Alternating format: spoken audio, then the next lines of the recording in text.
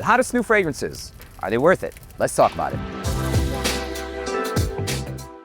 What's going on, guys? My name is Neve. Welcome back to Aromatix. We're currently live streaming where you guys could have watched this, where we actually put this list together in a way.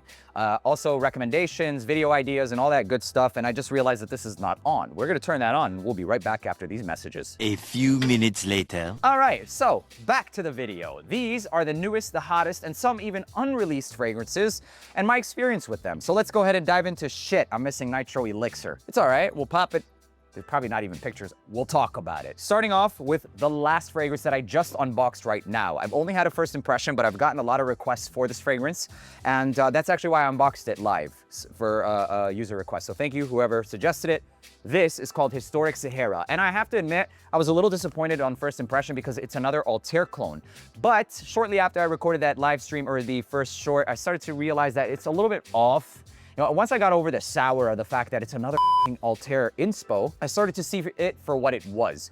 All right, cool. Now, how does it compare to some of the other ones? So at first impression, I was like, oh, okay, this is pretty close to Khadlaj Dunes, etc. And then off of spraying a couple more of them, I realized that this gets, in fact, closer to the more traditional Middle Eastern vanilla scent, which existed even before Altair. Something like Arabian Oud's Zumrud. We'll pop it right there because I don't have it on hand. And even similar and more similar to something like Ibrahim Al-Qurashi's Nude Coral Diamond.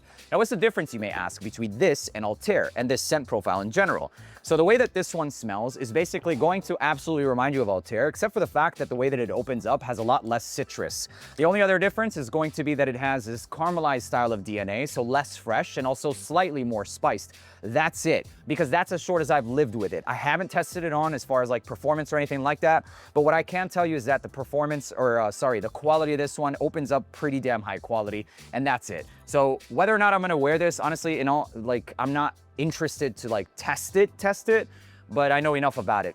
For me, personally. Unless I get more requests down in the comment section, then that's pretty much it, all I have to say about Historic Sahara. Now, if you have a lot of inspos that are close to Altair, this could offer you a twist and still be worth it for you. But for me personally, I'll tell you that it's not the closest. A refreshing twist maybe, but that's it. So moving on. Next one is getting a lot of hype and traction, and it's called Arabiyat Prestige Marwa.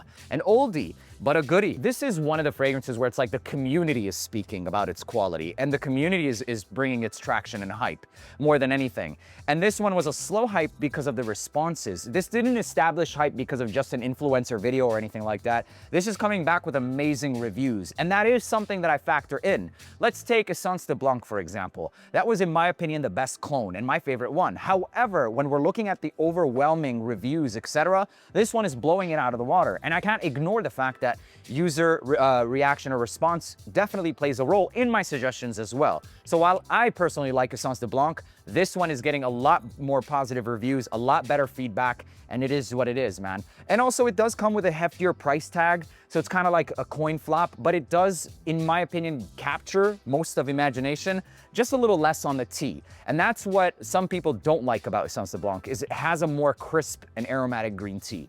So this one in itself also lasts damn near the entire day. You want to make sure that you fully atomize before you count one spray, because these pressurized atomizers, although they work really nicely and they're cool and shit, a lot of people will like half spray and call it one and be like, oh, it didn't last and I sprayed it 5 times. No, you really sprayed it probably 2.5. So other than that, it's still very thick. Oof. It still has that bar of soap luxury with a side of iced tea. Just emphasize a little bit on the soap. And a longer lasting? No, not really. Imagination lasts all day. This one, damn near all day, if not that. Moving on. The next hot fragrance that a lot of people want to know about and have been talking about is Hawas Tropical. This is a great way to watch this video in seeing how my personal experience has changed, right? Like with tastes, like with food, like with smells and everything else.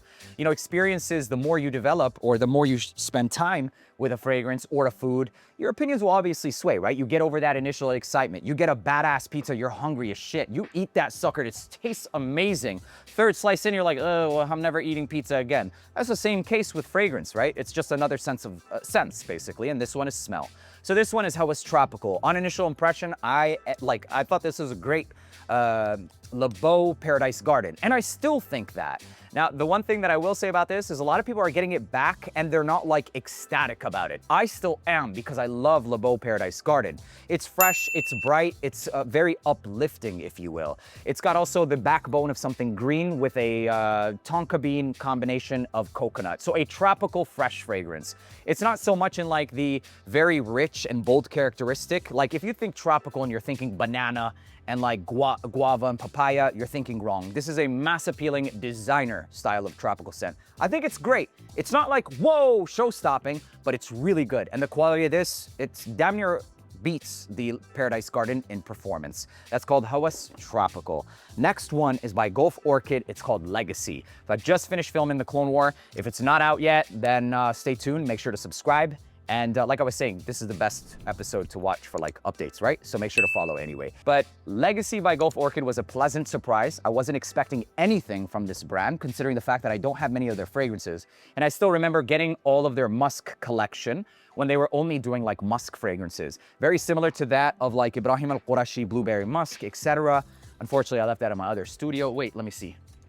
Very similar to these style of scents. And I had all of them and I liked them, but I realized that a lot of people here in the West aren't really crazy about musk fragrances. This one, pleasantly surprised because of how close it gets to Blue Talisman by Ex Nihilo. Oh, my dog is fine boozing it. This has a musky, woody, pear, ginger DNA. I know, it sounds different because it is. It's a very energetic and uplifting, bright, clean style of fragrance. It does tread in the territory of like unisex scents, but even me personally, I was gonna say as a man, but I'm sure you can see that. But as a manly man, I would show you my chest hair, but I trimmed it. I love it, simple as that. And actually, some of my most complimented fragrances are unisex.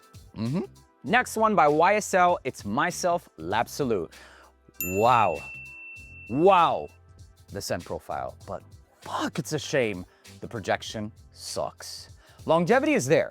It'll last, but I swear to God, if you don't go up and smell yourself, you'll forget. It could be one of two reasons. Number one, because it smells so close to fabric softener that it's almost like, this is my normal, this is my standard, this is how I smell. Yeah, ladies, I smell that fucking good all the time. And gentlemen, you should too. But it could also be that because of its thickness and density and the increased concentration, which it is, it's a parfum concentration, that it just doesn't project, man. It's just too heavy. And they didn't put enough or the proper fixatives to really help it diffuse and project.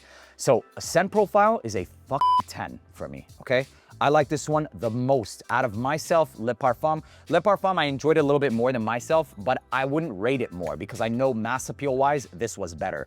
But this takes like the mid and dry down of MYSLF and just makes it so rich. They kind of like just double the dose. If there was orange flower in this one, it smells like there's orange flower Absolu in this one. It's very rich, but also because of the richness, it's not projecting. I love it, man. But probably what I'm gonna end up doing is just layering these together because I still think it's worth it, okay? For me personally, I would buy it again. I just love it.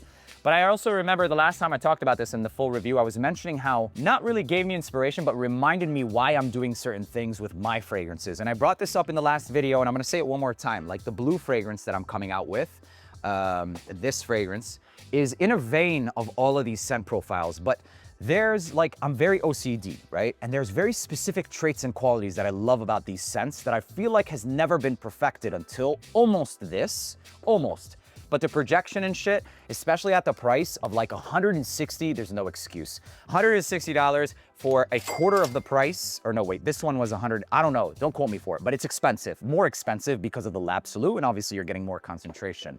However, it made me proud of what I've crafted in this before this was released. And no, it's not a clone of any of these, but it's in that family. But I'll tell you right now, should I even say it's the best? That's what I'm thinking. And that's where I'll leave it there, okay? But with that being said, this I would still own. They are different. This is an excellent fragrance. I just wish it projected more, man. So you're on your own, bro. It depends on your collection. Like if you want to go to the office and you just want to smell like just, bro, you will be complimented if they smell you. This is a 10 out of 10. I just wish it performed more. Even considering the projection, I've slept on this one, man. I think I recorded that video 2 days ago and I was like, I don't know if it's worth it. This one's worth it. It's just that good. It is what it is. Moving on to the next one. This is my fragrance, Platine Blanc. This is getting a lot of traction. I'm so blessed, so honored. Freaking love you guys for all of the, ultimately what reveals itself is like the truth, right? It doesn't matter what I say about this fragrance or Royal Taboo or tobacco and whatever, right? Like that's all I'm presenting to you. But when you see the feedback and it comes back positive, you can't fake that. And I freaking love that. A lot of the people are out there are saying that it smells like Torino 21, Gin Tonic, and etc. This is not a clone of any of those. These are started with a brief of experiences, and this one was quite literally a virgin mojito, period. Because my drink of choice, virgin of course, we don't drink, is just counterproductive. It is what it is. Everybody has their vice, sure, but for me, it's other things. All right. So back to this one, it speaks for itself. It's a virgin mojito. Torino 21 kind of does remind me of a mojito, but it's still off. We actually use natural mint in this one. I'm not saying that they don't. I'm not comparing it. I'm just telling you what we put in this. The highest of quality of synthetic ambergris, obviously because of regulations, you can't use a natural one. This is 33% concentration of straight freshness, lemon, lime, musk, jasmine, and a naturalistic combination of mint and rosemary. I don't know if you guys remember, but when I was out in Vegas, I was out there picking rosemary, and that was kind of a subtle hint of saying, rosemary, who's out here doing this? And that was pretty much why. So we were crafting this fragrance and trying to determine how can we get a mint accord that not only lasts through the top, but all the way through the dry down, because that was something that was dissipating pretty quickly. In order for me to have a mint note that was gonna last the entirety of the fragrance, I had to combine it with something that reminds us of mint, but has a little bit more of a denser molecular weight, aka rosemary. Although it's not in the same exact scent, it does have similar characteristics like that mint, the cooling effect that you'll find in both. It's herbal, it's cooling, it's fresh, and so we made a combination of that. Needless to say, check out the reviews. It's excellent. I love it, and the performance for it is great. I'm very proud of this one. And moving on into the next one, which is called Armaf's Ombré d'Or. This one is all about the saffron and woods. It smells like in a vein of crystal saffron, but with its own vibe completely. The quality of this one is incredible as well. And this is one that we went to the factory of Man, and that's where they're sourcing for this fragrance. So same factories that you'll get a lot of your niche fragrances, designer fragrances, sourcing from the factories of Man, like a flavor house, right? Like Firmenich, Givaudan, Simrise, etc. Except this one, Man. The high quality of ingredients is absolutely sensed, and the longevity for this one is very like long lasting. But the one thing I will say about this one is that saffron is a hit or miss for a lot of people. And the couple of the qualities and traits that I would describe saffron in this one specifically to have is slightly leathery, slightly metallic, and spiced as well. It does have a more naturalistic approach to that saffron with an undertone of musk and woods. That's it. So unique, niche, not for everyone, but incredible quality. Moving on. Next one is called Shiyaaka Shadow.